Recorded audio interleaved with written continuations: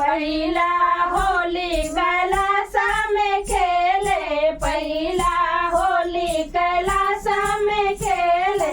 गौराया भोले दोनों जोड़ी, अरे गौराया भोला दोनों जोड़ी। शिवा खेले ले होली जटा खोली, शिवा खेले ले होली जटा खोली, शिवा खेले ले होली जटा खोली। दूसरा होली अयोध्या में होले, दूसरा होली अयोध्या में खेले। रामाया सिया दोनों जोड़ी, अरे रामाया सिया दोनों जोड़ी। शिवा खेले ले होली जटा खोली, शिवा खेले ले होली जटा खोली, शिवा खेले ले होली जटा खोली।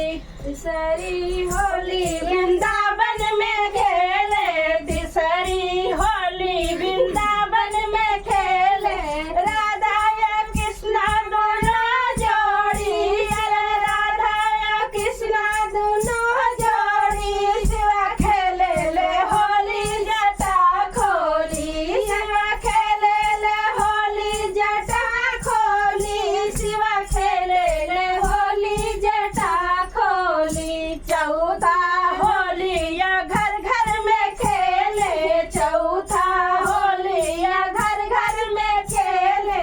चौथा होली या घर घर में खेले, घर घर में खेले हो घर घर में खेले।